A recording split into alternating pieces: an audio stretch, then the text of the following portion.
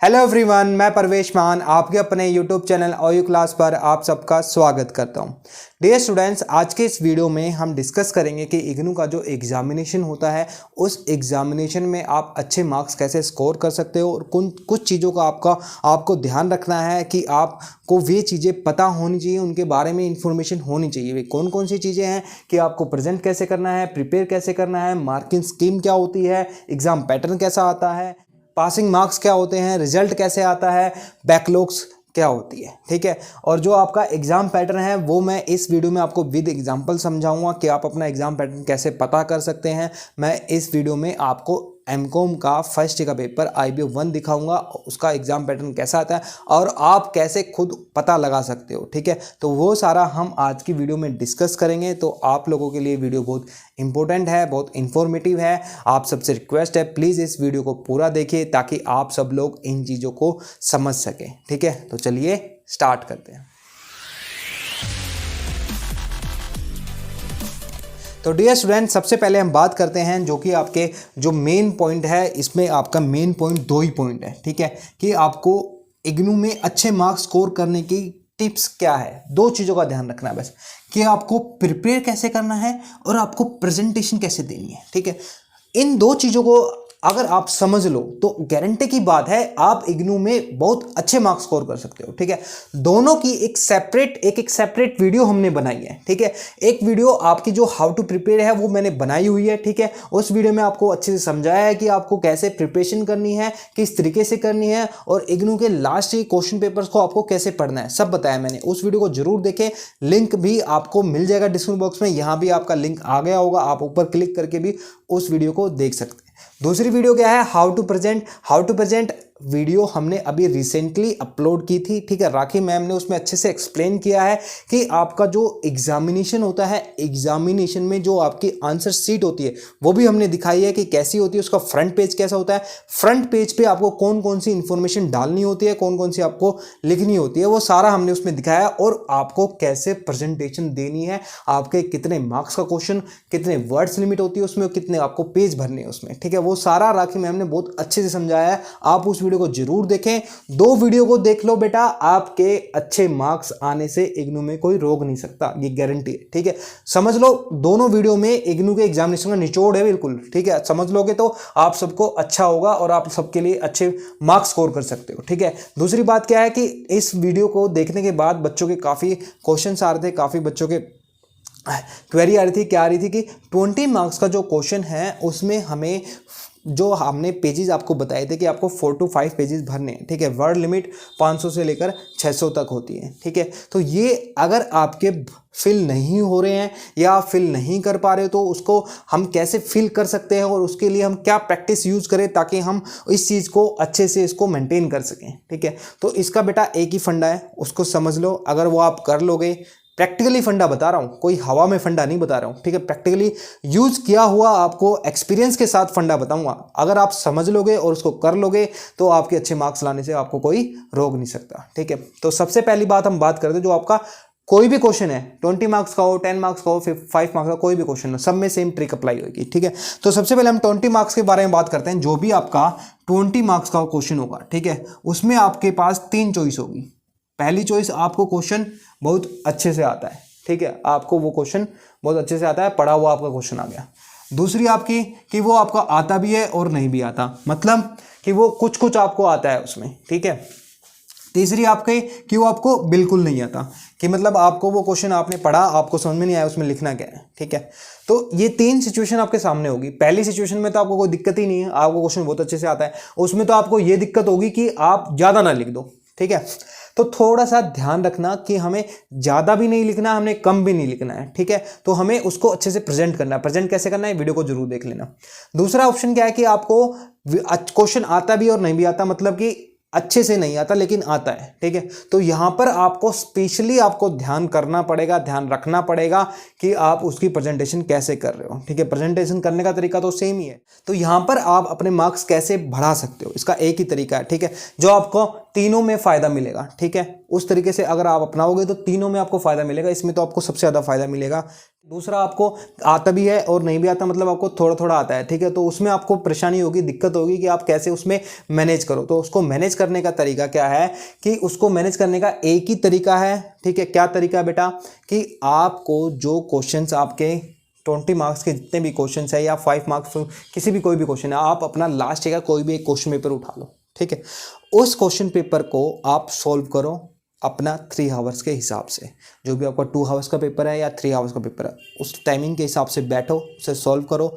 एक बार सॉल्व करो same paper को, एक बार सॉल्व करो, 2 बार सॉल्व करो, 3 बार सॉल्व करो, 4 बार सॉल्व करो, ठीक है। जब तक आप उसमें अच्छे से अचीवमेंट नहीं करते हो अपने अकॉर्डिंग और उसके आंसर्स के अकॉर्डिंग अच्छे से अचीवमेंट नहीं करते हो, उस पेपर को सोल्व कर दो। हाँ, मैं फिर से बता रहा हूँ, एक ही पेपर को सोल्व कर दो 3-4 बार। आपको ज़्यादा पेपर सोल्व करने की जरूरत नहीं है, एक ही पेपर को। सॉल्यूशन तो आपको सब पेपर के करने हैं, पढ़ के सब पेपर के जाने हैं, लेकिन प्रेजेंटेशन जो आपको देनी है वो आप तभी सीख पाओगे जब उसकी प्रैक्टिस करोगे, अदरवाइज नहीं सीख पाओगे, ठीक है। आप सोचो कि मैंने पढ़ लिया, मैंने सब कुछ देख लिया, मैंने सब कुछ याद हो गया, अब मैं सीधा एग्जाम देने जाऊँगा और एग्जाम में लिख के आऊँगा, भट लिख के आऊँगा और मेरे अच्छे मार्क्स आ जाएंगे, ठीक है। ऐसा हो सकता है लेकिन हो भी नहीं सकता है, समझो बात को। आपको प्रैक्टिस करनी पड़ेगी, प्रैक्टिस करोगे तभी आप उस चीज़ को सीख पाओगे, नहीं तो नहीं सीख पाओगे, क्लियर कट बात है, ठीक है। प्रैक्टिस कैसे करनी है वो आपको मैंने बता दिया है कि आपको अपना लास्ट का क्वेश्चन पेपर डाउनलोड करना है, उस क्वेश्चन पेपर को अटेम्प्ट करना है, अटेम्प्ट कर उस पर आपको वो एक ही क्वेश्चन पेपर को अटेम्प्ट करते जाना है, जब तक आप उस क्वेश्चन पेपर को पूरा अटेम्प्ट नहीं करते और विद इन टाइम नहीं करते, और उसमें आप जो प्रेजेंटेशन दे रहे हो वो आप उसके बाद देखो कि आपने कैसा लिखा है, और फिर उसको दोबारा अटेम्प्ट करोगे तो वो प्रेजेंटेशन आपकी जरूर इंप्रूव होगी, ठीक है। 3-4 बार आप सोल्व कर लोगे तो आपको पता लग जाएगा, ठीक है। तो आपकी जो ये समस्या है ना, यहाँ पर दूसरी और तीसरी, इसी पॉइंट में आपकी समस्या दूर हो जाएगी। आपको किसी से कुछ पूछने की जरूरत पड़ेगी नहीं, करके देख लेना बेटा, आप गारंटीड सक्सेसफुल होगे जरूर, ठीक है। तो ये आपका फंडा था जो आपको मैंने अच्छे से समझा दिया है, ठीक है। उसके बाद बात करते हैं मार्किंग स्कीम की, ठीक है। अब भैया इग्नू में जो मार्किंग स्कीम होती है वो आपका पेपर जो होता है वो 100 मार्क्स का होगा या 50 मार्क्स का होगा। वो कैसे होगा आपका, या तो 4 क्रेडिट का पेपर होगा या फिर 6 क्रेडिट का पेपर होगा, ठीक है, ध्यान रखना। 4 और 6 क्रेडिट क्या होता है भाई, ये क्रेडिट पता नहीं, बच्चों को बहुत प्रॉब्लम रहती है क्रेडिट में, ठीक है। तो क्रेडिट कुछ नहीं होता है बेटा, क्रेडिट सिर्फ एक आपके कोर्स को कुछ क्रेडिट अलॉट किए जाते हैं कि आपको भाई उस कोर्स में टोटल इतने क्रेडिट कंप्लीट करने हैं, ठीक है। और जो आपके सब्जेक्ट होते हैं, हर सब्जेक्ट के आगे आपका क्रेडिट लिखा होता है, 6 क्रेडिट का या 4 क्रेडिट का, ठीक है। एमकॉम के जितने बच्चे हैं सबके 6 क्रेडिट पेपर हैं, उनको कोई टेंशन लेने की बात नहीं है, सबका 100 मार्क्स का पेपर होगा, ठीक है। बाकी जो कोर्सेज हैं, कुछ कोर्सेज हैं, ठीक है, जिनमें 4 और 6 क्रेडिट का कॉम्बिनेशन होता है। कुछ पेपर 4 क्रेडिट के होते हैं, कुछ 6 क्रेडिट के होते हैं, तो वो थोड़ा सा ध्यान रखें। कैसे ध्यान रखना है, आपको जो एडमिशन फॉर्म है, first year, second year, third year, ठीक है, पीजी होगा तो 2 ईयर और यूजी होगा तो 3 ईयर, जो भी आपका फॉर्म होगा, जब भी आप एडमिशन लोगे फर्स्ट ईयर में या सेकेंड ईयर में, तो आपके फॉर्म में आपके सब्जेक्ट लिखे रहते हैं, सब्जेक्ट के सामने आपका क्रेडिट लिखा रहता है हर सब्जेक्ट का, ठीक है। तो उससे आपको पता लग जाएगा कि मेरा 100 मार्क्स का है या 50 मार्क्स का है। और जो 100 मार्क्स का होगा, 6 क्रेडिट का होगा, उसके लिए आपको 3 आवर्स मिलेंगे। जो 4 क्रेडिट का होगा, 50 मार्क्स का पेपर होगा और 2 आवर्स आपको टाइम पीरियड मिलेगा, ठीक है। तो किसी को टेंशन लेने की जरूरत नहीं है। एग्जाम फॉर्म भी आपको नहीं मिल रहा तो कोई दिक्कत नहीं है, आप इग्नू के प्रोस्पेक्टस में देख सकते हैं। प्रोस्पेक्टस आप ऑनलाइन डाउनलोड कर सकते हैं इग्नू एडमिशन की वेबसाइट से, ठीक है। प्रोस्पेक्टस में आपका जो भी कोर्स होगा, कोर्स के नीचे आपके सारे सब्जेक्ट लिखे होंगे, सब्जेक्ट के आगे आपका क्रेडिट लिखा रहता है। तो कोई टेंशन वाली बात नहीं है, किसी को कोई कंफ्यूज होने की बात नहीं है, ठीक है। किसी को कोई भी दिक्कत है, समझ में नहीं आ रहा तो कमेंट कर देना, अपना सब्जेक्ट मैं बता दूंगा कितने क्रेडिट का है, ठीक है। कोई टेंशन वाली बात नहीं है। तो 100 मार्क्स का आपका होता है, 50 मार्क्स का ये होता है। जो आपकी वेटेज होती है इसमें, मार्किंग स्कीम ध्यान से सुन लो, वो 70% काउंट होती है। यानी कि आपका 100 में से जितने भी मार्क्स आएंगे, ठीक है, तो उसके 70% काउंट किए जाएंगे। पूरे 100 मार्क्स का आपका काउंट नहीं किया जाता थ्योरी का, क्योंकि आपके असाइनमेंट भी 30% काउंट किए जाते हैं, ठीक है। ये जो आपकी वेटेज है, वेटेज के रिगार्डिंग मैंने डिटेल वीडियो बनाई हुई है मार्किंग स्कीम के रिगार्डिंग, लिंक दे दूंगा, ऊपर भी आ गया होगा, क्लिक करना, समझ लेना। विद एग्जाम्पल मैंने अच्छे से बताया हुआ कि कैसे आपके इग्नू में मार्किंग स्कीम वर्क करती है, ठीक है। तो ये आपको मार्किंग स्कीम के बारे में था। उसके बाद बात करते हैं एग्जाम पैटर्न के बारे में। एग्जाम पैटर्न के बारे में आप सब बच्चों का एक कॉमन क्वेश्चन रहता है कि हमारा एग्जाम कैसा आएगा, ठीक है। तो इसका एक मात्र सॉल्यूशन है समझने के लिए। वो क्या सॉल्यूशन है? Download last year question paper. आपको अपना लास्ट ईयर का क्वेश्चन पेपर डाउनलोड करना है। कहाँ से डाउनलोड करना है? इग्नू की वेबसाइट पर अवेलेबल है, ठीक है। अब तो इग्नू के जो नए कोर्सेज आए थे, CBCS वाले कोर्सेज जो आए थे, उन सब के क्वेश्चन पेपर भी इग्नू ने अपलोड कर दिए। आप वो भी इग्नू की पोर्टल पर जाकर डाउनलोड कर सकते हो, ठीक है। जिसको डाउनलोड नहीं मिल रहा है, इसका लिंक मैं दे दूंगा नीचे डिस्क्रिप्शन बॉक्स, आप देख लेना, वहाँ पर लिंक दे दूंगा लास्ट क्वेश्चन पेपर का। वहाँ से आप अपने प्रोग्राम आपको देखना है, अपने सब्जेक्ट कोड देखना है, उस पर क्लिक करना है, वो डाउनलोड हो जाएगा, ठीक है। तो डाउनलोड करने में कोई बड़ी बात नहीं है। उसके बाद आपको समझना है कि उस पेपर में आपका किस तरह का पैटर्न यूज हो रहा है, ठीक है। इग्नू में जो एक पैटर्न यूज होता है वो मोस्टली कॉमनली आपका फिर उस सब्जेक्ट में वो यूज होता रहता है, ठीक है। उसी तरह से आपका आता है, ठीक है। तो नया पैटर्न आने के चांसेस बहुत कम रहते हैं, ठीक है। तो यहाँ पर आपको मैंने स्टार्टिंग में भी बताया था कि हम एमकॉम के फर्स्ट ईयर का एग्ज़ाम जो आता है IBO 1, उसका मैं आपको पेपर दिखाऊंगा। आप स्क्रीन पे भी देख रहे होंगे, पेपर आ चुका है, ठीक है। तो उसका हम देख लेते हैं कि पैटर्न किस तरीके से आता है और आपको किस तरह से उसको पैटर्न समझना है, ठीक है। तो सिंपल सा बात है, जो भी आपका पेपर होगा आप ऐसे डाउनलोड कर लेना। डाउनलोड करने के बाद आप अपना पेपर देख लेना, ठीक है। अगर आप नहीं भी देखोगे तब भी आप जब एग्जाम देने जाओगे तब भी आपके सामने ऐसा ही पेपर आएगा, वहां पे भी सारी चीजें लिखी होंगी। आपको 5 मिनट्स देनी है अपने एग्जाम क्वेश्चन पेपर को रीड करने में। आप क्वेश्चन पेपर को रीड कर लोगे तो आपको सब समझ में आ जाएगा, ठीक है। टेंशन लेने की बात किसी के लिए है नहीं, ठीक है। तो सबसे पहले हम देख रहे हैं, इसमें IBO 1 का आपका पेपर है जिसमें लिखा हुआ है answer both the parts as directed, यानी कि आपके इसमें 2 पार्ट दिए हुए हैं, पार्ट A और पार्ट B, जिसका आपको जैसे उसमें बताया गया है वैसे ही आपको उसको देना है आंसर, ठीक है। सबसे पहला पार्ट ए है। पार्ट ए में क्या लिखा हुआ है? Comment any 4 of the following.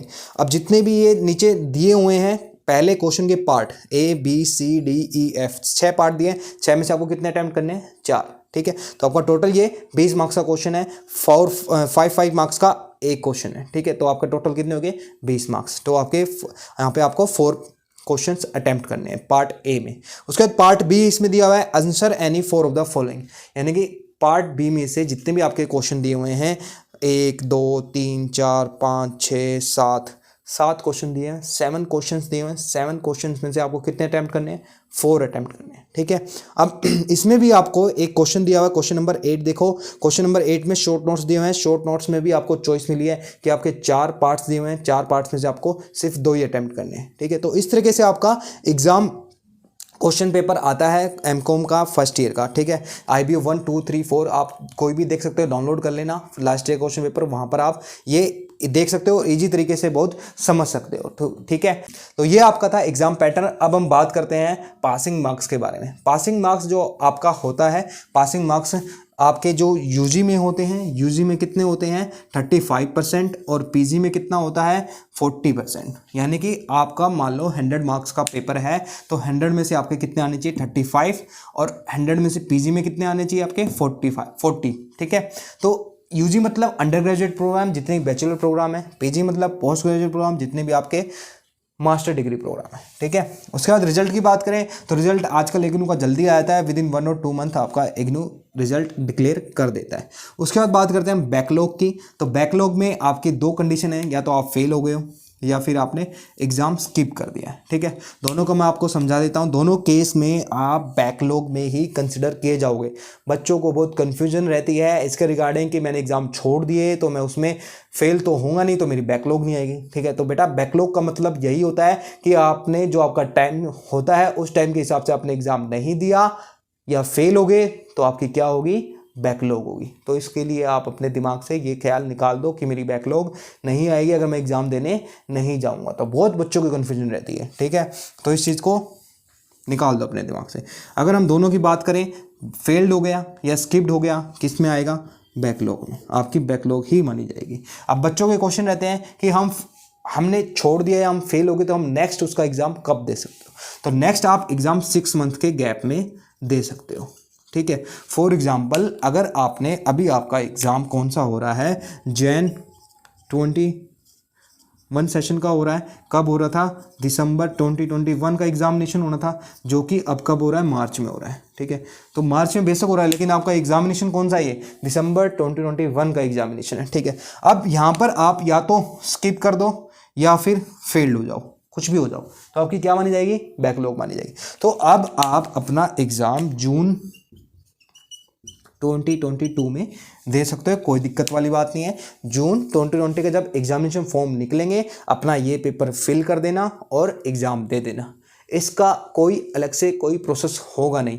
जो एग्जामिनेशन फॉर्म निकलता है वही एग्जामिनेशन फॉर्म आपको फिल करना है। दोबारा इसकी फ़ीस पे करनी है। अगर आपने फ़ीस पहले पे की थी, आप एग्ज़ाम नहीं दिया या फेल हो गए, तब भी आपको दोबारा फ़ीस देनी पड़ेगी। आपने छोड़ दिया, आप एग्ज़ाम फीस फिल नहीं की थी, एग्ज़ाम फॉर्म फिल नहीं किया था, तब भी आपको यहाँ पर दोबारा एग्ज़ाम फॉर्म फिल करना पड़ेगा, फ़ीस पे करनी पड़ेगी और आपका फिर हॉल टिकट आएगा, फिर आपको एग्ज़ाम देना है। ठीक है, तो जब तक आपकी वैलिडिटी है आप अपने बैकलॉग्स को क्लियर कर सकते हो 6 मंथ्स के गैप में। ठीक है, लेकिन आपका बैकलॉग जो भी होगी वो बैकलॉग कब होगी, जब आपका टाइम पीरियड कंप्लीट हो रहा है, कंप्लीट होने के बाद आपने एग्ज़ाम फेल हुआ है या छोड़ा है। ठीक है, तो इस चीज़ को समझ लो अच्छे से।